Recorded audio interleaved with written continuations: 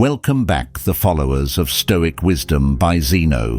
What if I told you that your life, your mindset, your productivity, even your sense of purpose could be completely transformed in just 1 week?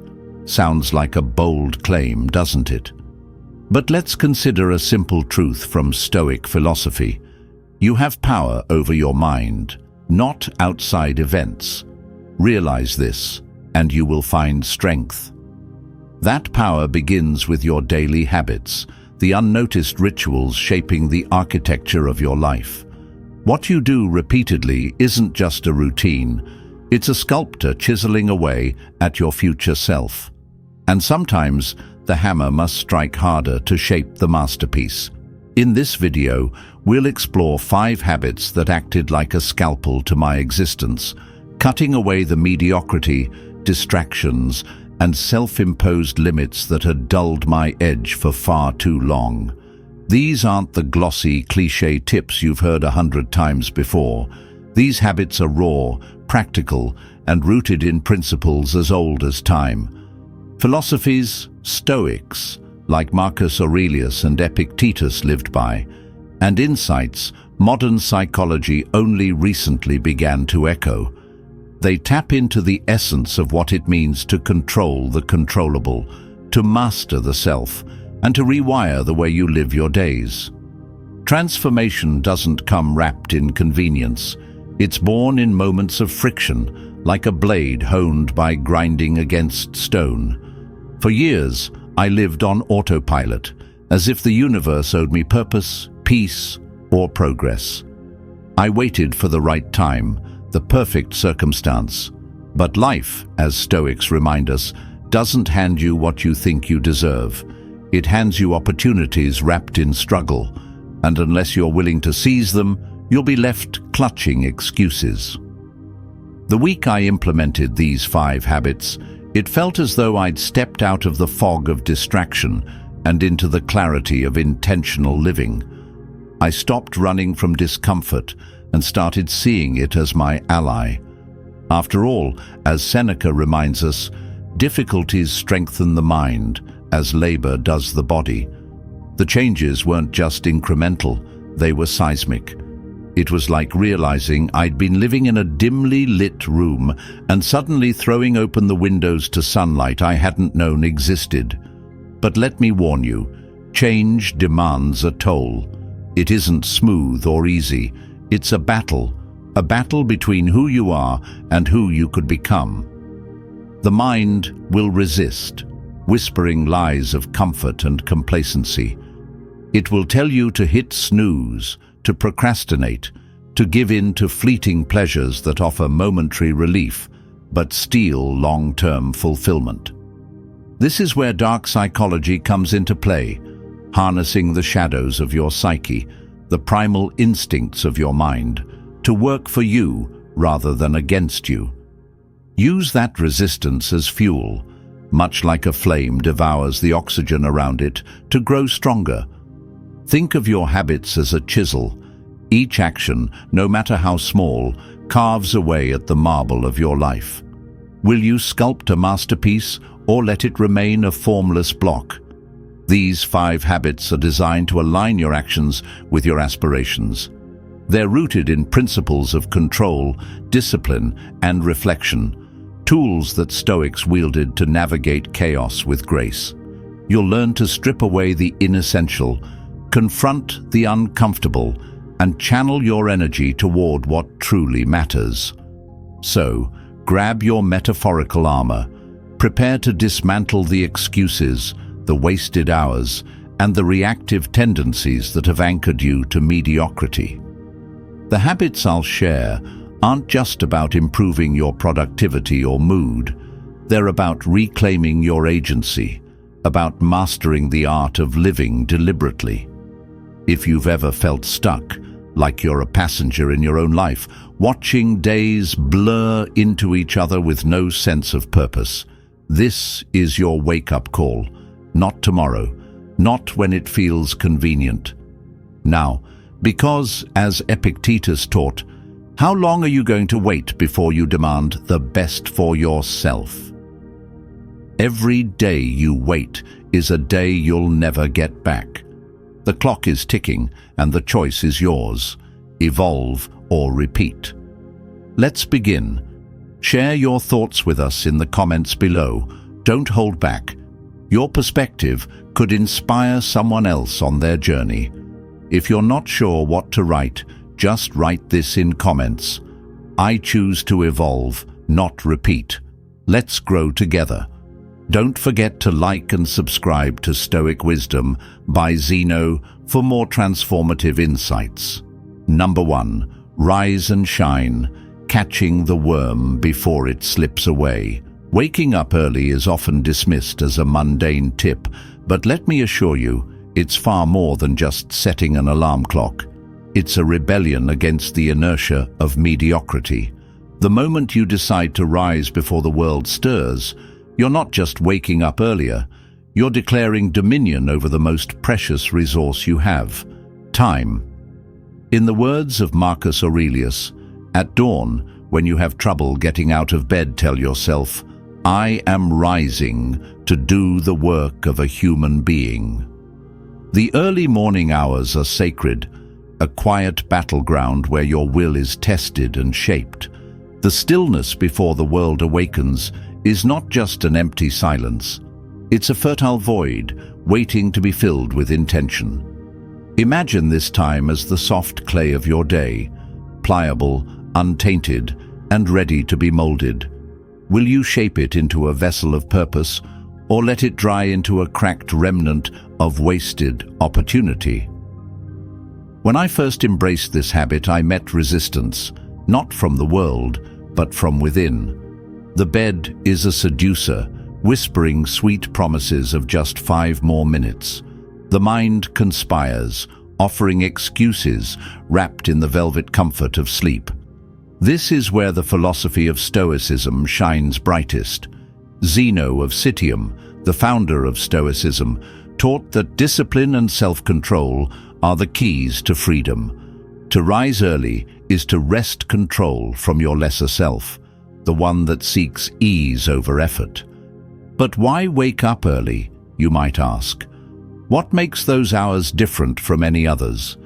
The answer lies in the simplicity of the moment. The early hours strip away distractions, offering clarity that's harder to find once the day begins to unfold its chaos.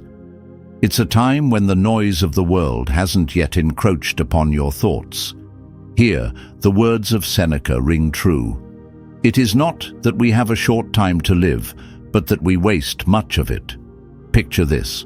The sun is just beginning to rise, painting the sky in hues of gold and lavender. The air is cool, the world still wrapped in the quiet embrace of dawn. In this solitude, you have a choice. Do you seize these moments to build something meaningful, or let them slip through your fingers like grains of sand? Waking early gave me more than just time. It gave me perspective. With those extra hours, I could step back from the frantic pace of life and set the tone for my day. Whether it was through meditation, journaling, or even watching the sunrise with a cup of coffee in hand, the act of being present transformed my mornings into a ritual of mindfulness. It was like sharpening an axe before cutting wood. The day's challenges seemed easier to face when I had honed my mind in the quiet of dawn. Of course, there's the question of how to begin. How does one break the chains of a late-night lifestyle and embrace the dawn? Start small. Set your alarm 15 minutes earlier than usual. Don't aim for perfection, aim for consistency. As Marcus Aurelius advises, you have to assemble your life yourself, action by action. Each morning you rise a little earlier, you're laying another brick in the foundation of discipline and self-mastery. For some, waking up early might seem like deprivation, but it's quite the opposite. It's liberation. Those hours aren't stolen, they're reclaimed from the grip of sloth and squandered time. Think of it as an investment. The early riser harvests not just more hours, but better hours. Your creativity is sharper, your focus undiluted, and your spirit fortified against the day's inevitable disruptions. One morning, I stood on my balcony and watched the world awaken. The colors of the sunrise were a symphony of light, a reminder of the beauty that exists even in the simplest moments.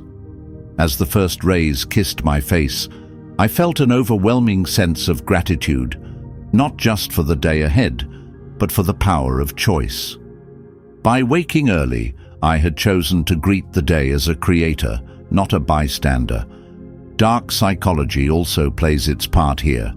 The mind, left unchecked, is a cunning adversary. It will tempt you with laziness, whispering that one day won't matter, that you can start tomorrow. Recognize this as the sabotage it is. Use it as fuel. Every time you overcome that voice, you weaken its hold and strengthen your own resolve. This is the alchemy of the early riser, turning weakness into willpower. If you're still skeptical, consider this. How many times have you told yourself that you don't have enough time? The truth is, time is abundant. It's your management of it that's scarce. Waking up early doesn't create time, it reveals it. It gives you the gift of control, a gift that too many of us squander by hitting snooze. In the end, waking early isn't about the time on the clock. It's about who you become in those hours. You become someone who acts, not reacts. Someone who starts the day with clarity, not chaos. Someone who understands that life's greatest wealth isn't money or status. It's the quiet mastery of oneself. So, tomorrow morning, when the alarm rings and your mind resists, remember the wisdom of the Stoics. Waste no more time arguing what a good man should be. Be one. Wake up and take the first step toward becoming the architect of your life. Number 2, break a sweat, forge a mind. The body is a vessel, but the mind is the captain steering its course. To neglect one is to doom the other, and no Stoic worth their salt would allow themselves to wither from inaction. Marcus Aurelius, in his Meditations, reminds us, "The impediment to action advances action. What stands in the way becomes the way." Daily exercise is not just about physical strength. It is a disciplined ritual to align the body with the mind, a proving ground where resilience is forged, not gifted. It's time to silence the excuses and step into a space where growth demands sweat and surrender. You might think, "But I'm not the gym type," or "I don't have the time." Let's dismantle these fallacies right here. The Stoic approach to exercise has little to do with aesthetics or vanity. It's about mastery. Mastery over your energy, your time, and your resistance to the discomfort you've conditioned yourself to avoid. Zeno, the founder of Stoicism, taught that harmony in life comes from living in agreement with nature.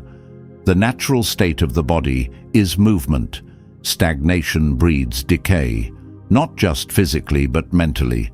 Exercise becomes the metaphorical forge where your will is tempered like steel. Consider this. Would you allow rust to creep into the hinges of a finely crafted machine? Of course not. Yet, every day you forego movement, you're inviting corrosion into your very being. The body doesn't demand perfection, it demands participation. Start with a simple walk, a set of stretches, or a moment of deliberate breathwork. What matters is that you show up, not how flashy your effort appears. The wisdom of the Stoics teaches us that progress is in the small, consistent actions, the pebbles that build mountains. But let's address the deeper truth. Exercise is uncomfortable. It forces you to confront weakness, fatigue, and sometimes the unkind truths about your current limitations. Here's where dark psychology enters the equation. The mind, left unchecked, is a cunning saboteur. It whispers, "Not today. You're too tired. What difference will one day make? The answer, of course, is all the difference. Every day you delay is a brick in the wall, separating you from the person you could be. To win this battle, you must outwit the mind. Reframe the discomfort. See it not as punishment, but as purification, a burning away of what no longer serves you. Don't explain your philosophy. Embody it, said Epictetus. Each rep, each step, each drop of sweat is your philosophy in motion. It is the embodiment of a life that refuses to accept stagnation. Imagine a soldier sharpening their blade. They don't do it because they're in battle at that moment. They do it because they will be. Life is no different. The trials will come. The challenges will rise. And when they do, your body and mind must be ready. Exercise becomes not a chore, but a discipline, a daily sharpening of the weapon that is you. One morning, as I laced up my running shoes, I thought about the resistance. The bed felt warm, the day felt daunting, and every fiber in me screamed for comfort. But then I remembered a lesson from Aurelius. You have power over your mind, not outside events. Realize this, and you will find strength. Stepping out into the crisp air, I began to move, and with each step, the resistance faded.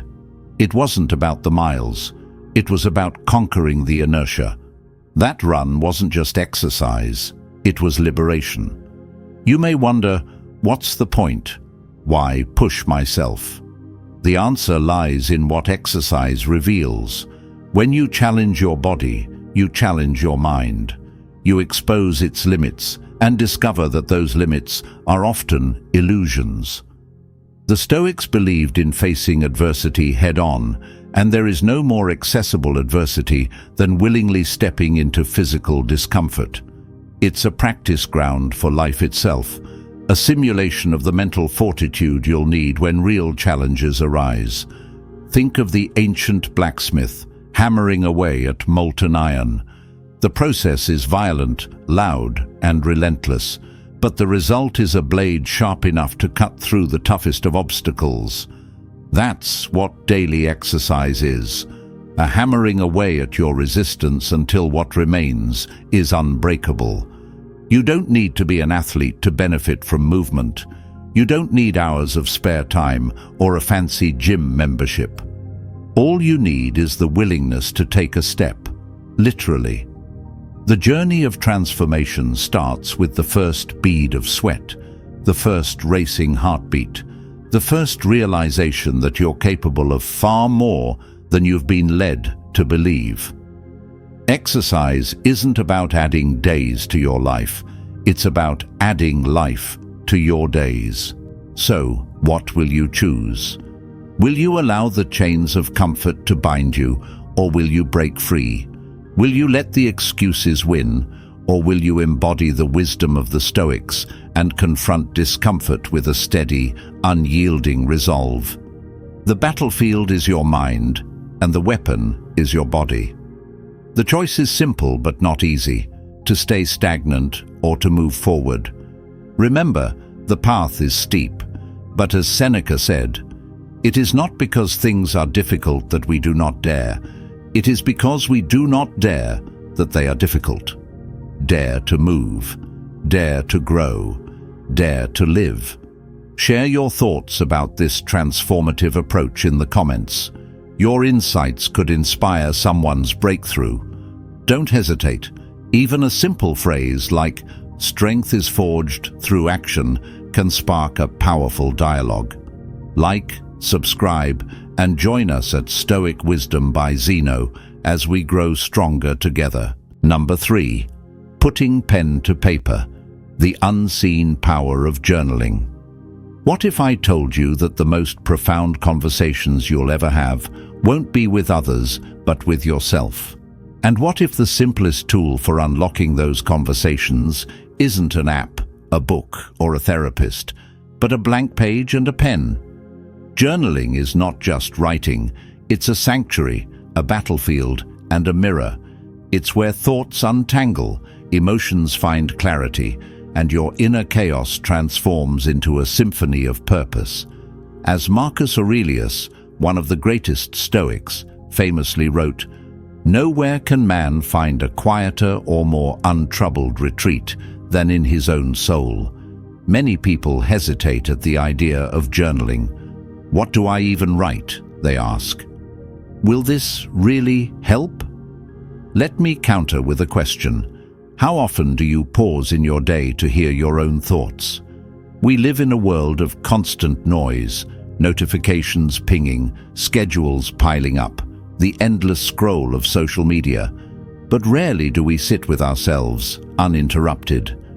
Journaling is the act of reclaiming that sacred space, the quiet retreat where you're not just surviving life's storms, but navigating them with intention.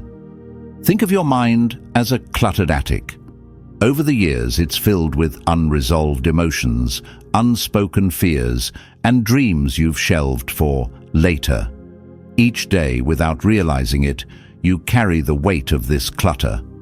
Journaling is your key to the attic. It allows you to sift through the dust-covered boxes, deciding what to keep, what to let go of, and what deserves to shine in the light of day. Some might dismiss journaling as mere scribbles, a pastime for the sentimental or introspective. But the truth is, it's a profound act of self-discipline, a Stoic practice in its essence. Marcus Aurelius himself journaled daily, reflecting on his thoughts, decisions, and challenges as he governed the Roman Empire. His meditations were never intended for public eyes. They were private notes to himself, a tool to sharpen his philosophy and his soul. If one of history's most powerful men found clarity and strength in journaling, why wouldn't you? But my life isn't interesting enough to journal, you might think. Here's the thing. Journaling isn't about chronicling events. It's about exploring meaning. It's not the what, but the why that matters. Why did a small comment ruin your day? Why do you keep delaying that dream project?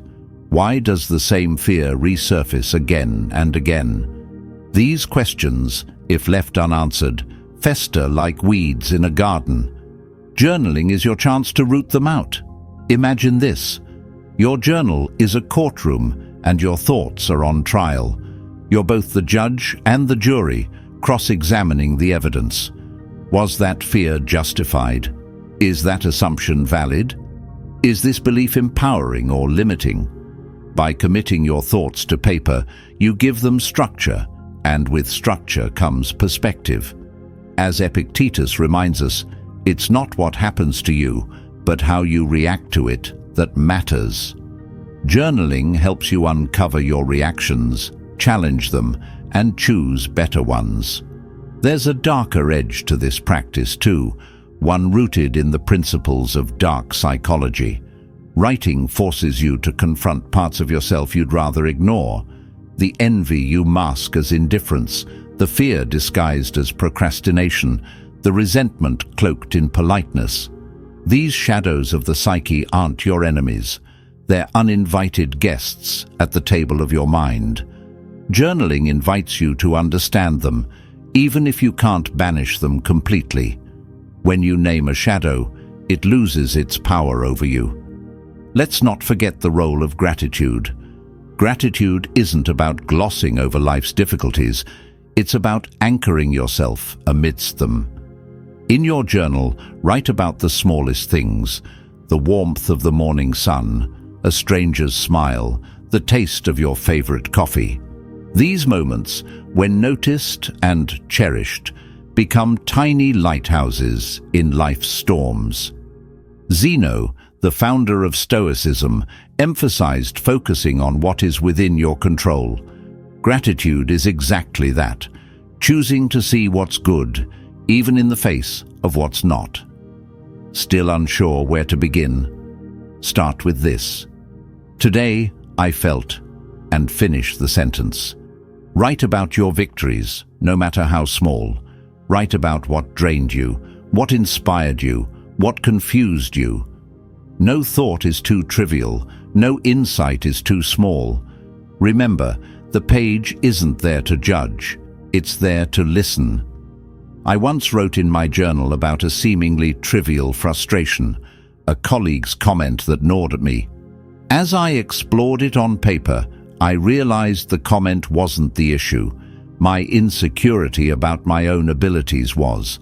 That single realization shifted my perspective, allowing me to focus on self-growth rather than resentment.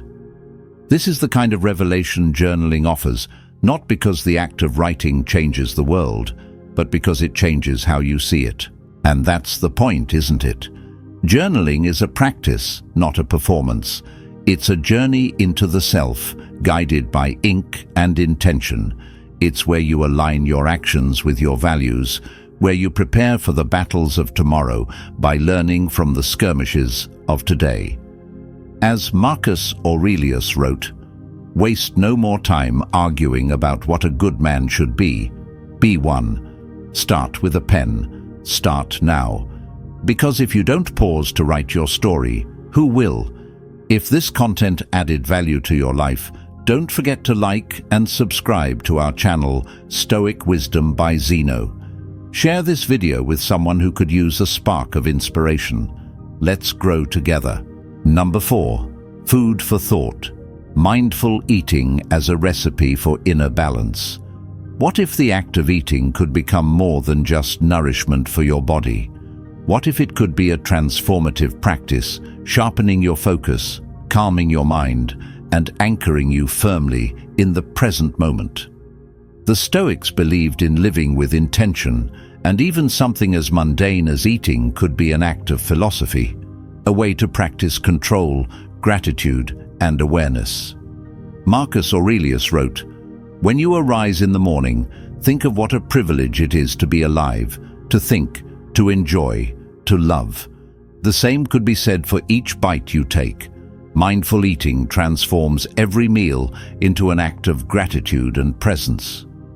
In a world where meals are often consumed in haste, accompanied by glowing screens and scattered thoughts, mindful eating feels almost radical. It's a rebellion against the chaos of modern living, an intentional return to simplicity and clarity. Think about it. How often do you actually taste your food? When was the last time you ate without distractions, savoring every bite as though it were a gift? For many, the answer is rarely, if ever.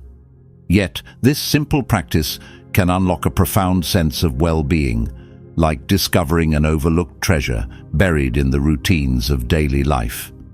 Let's be honest. At first glance, mindful eating might sound trivial. How can paying attention to my food possibly change my life? You might wonder. But the Stoics remind us to look deeper, to focus not just on what we do, but how and why we do it. Zeno of Citium, the founder of Stoicism, taught that discipline in the small things leads to mastery of the big things. Eating mindfully is more than a wellness trend. It's a daily exercise in self-control, gratitude, and awareness, the very pillars of Stoic thought. Imagine this. You sit down to a meal, free from distractions. No scrolling through social media, no answering emails, no Netflix in the background. Just you and your plate. The food in front of you becomes your meditation, a canvas for your senses to explore. You notice the texture, the colors, the aroma, and finally, the taste. Each bite slows time, pulling you out of the storm of thoughts about the past or worries about the future. In that moment, you are grounded, fully present. The benefits of this practice extend far beyond the plate. When you eat mindfully, you reconnect with your body, recognizing its signals of hunger and fullness. You realize how often you eat out of boredom, stress, or habit rather than true need. This awareness creates a ripple effect, empowering you to make choices that serve your physical and mental health. Mindful eating, then, is not just about food. It's about reclaiming control over your impulses, about mastering the art of discipline in a world that thrives on distraction. But this discipline isn't easy. In fact, it's a struggle, and the mind will resist. It craves the mindless comfort of multitasking, the dopamine rush of digital distractions. This is where dark psychology comes into play, understanding the inner workings of your mind and leveraging that knowledge to outsmart it. When your brain whispers, "It's fine, just eat while you watch that show," remind yourself that convenience is the thief of growth.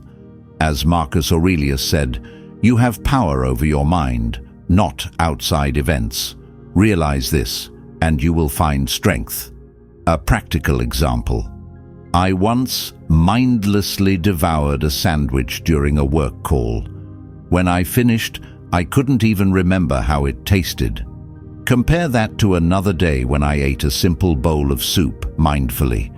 I savored every spoonful, noticing the warmth, the subtle spices, the way it made me feel. That meal, though ordinary, felt like an act of self-care, a moment of peace in a chaotic day.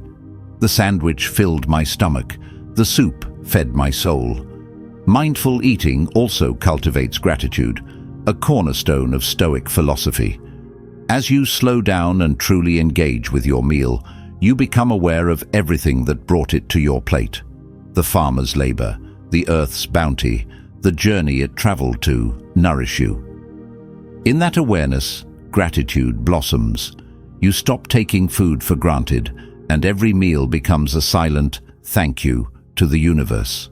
For those wondering how to start, begin small.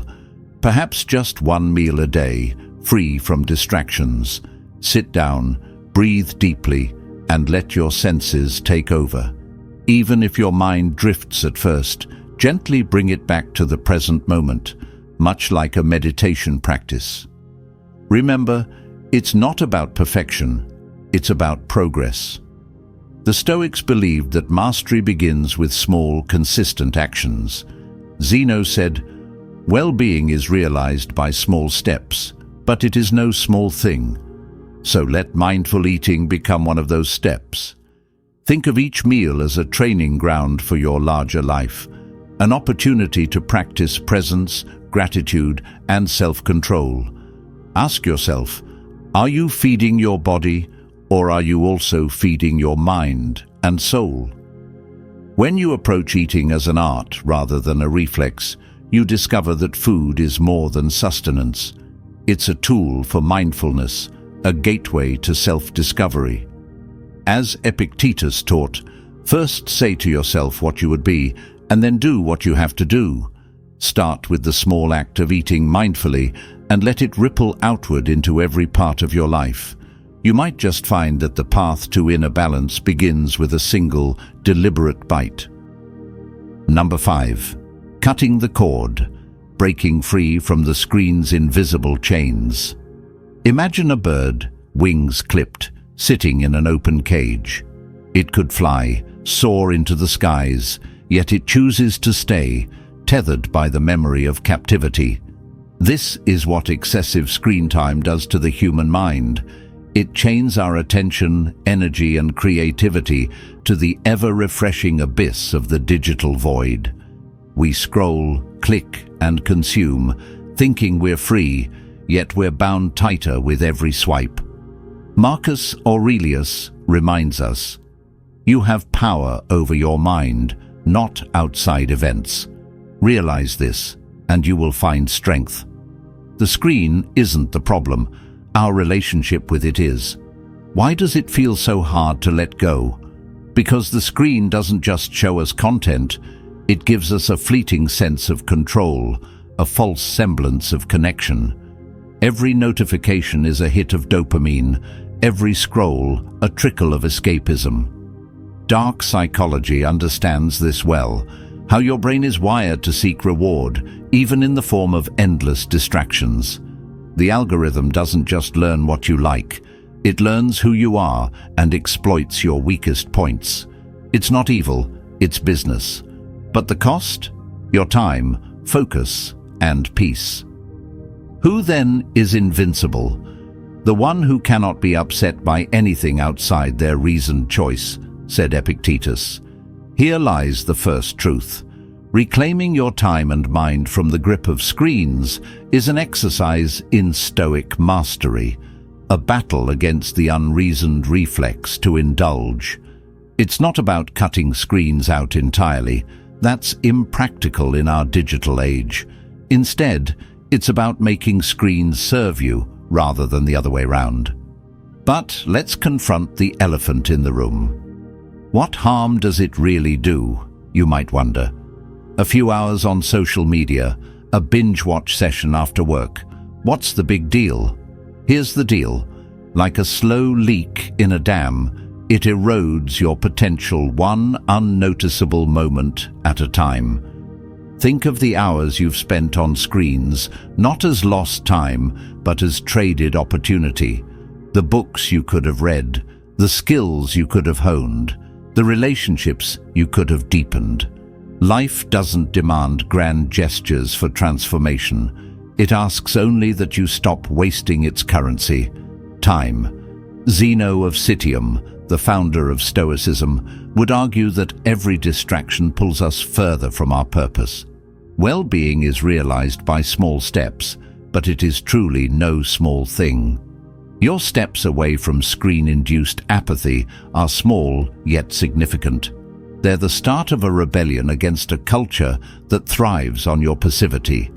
So how do we break free? Begin by treating your attention like a sacred flame, something to guard jealously. Every moment you mindlessly scroll is a moment you hand over to someone else's agenda. To practice this habit is to reclaim your sovereignty. Set limits not because you despise screens, but because you respect your life. Let this be an act of rebellion against the invisible master that whispers, "Just one more video," and steals an hour before you know it. Let's address another question. But what do I do instead? Here's the beauty of less screen time.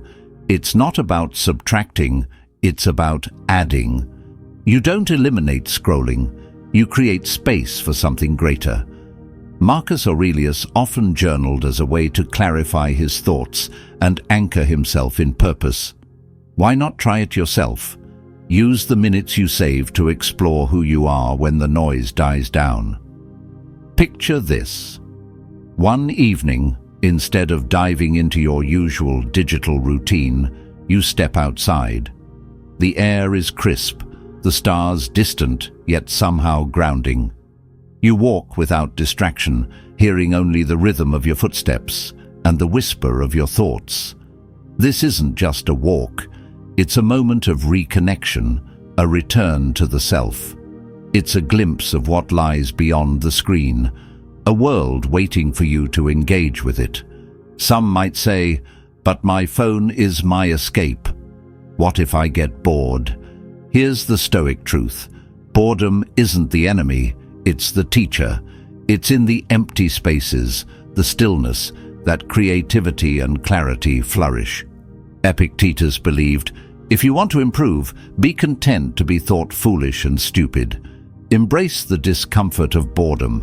It's a sign that your mind is detoxing from its overstimulation and rediscovering its natural rhythm. Limiting screen time isn't about deprivation, it's about liberation. It's the act of stepping out of the open cage and spreading your wings.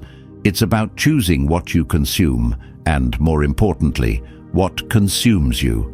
Like a master sculptor, you chip away at the distractions, revealing the masterpiece of a life lived intentionally. So, take this step today. Set boundaries not because it's easy, but because it's essential. Block out the noise to amplify your purpose. Reduce the digital clutter to clear space for what truly matters. As you do, remember this. Every moment you reclaim from the screen is a moment you gift to your better self. What will you create with it? Conclusion. As we close this chapter, remember that transformation begins with small, deliberate actions. Every habit we've explored today isn't just a task to check off, but a tool to reclaim your time, focus, and sense of purpose. In the words of Marcus Aurelius, you have power over your mind, not outside events. Realize this, and you will find strength. The journey isn't about perfection, but progress, a daily commitment to being just a little better than yesterday. Whether you're limiting screen time, waking up early, or embracing mindfulness, each step takes you closer to living intentionally and authentically. These aren't just habits. They're declarations of self-mastery, acts of rebellion against the noise, and affirmations of what truly matters. Now, we want to hear from you. What resonated with you the most? Are you ready to integrate any of these habits into your life? Don't hesitate to share your thoughts in the comments. It's your chance to inspire someone else or gain clarity through reflection. If nothing comes to mind, simply write, "I choose progress over perfection." If this content added value to your life, don't forget to like and subscribe to Stoic Wisdom by Zeno. Share this video with someone who could use a spark of inspiration. Let's grow together.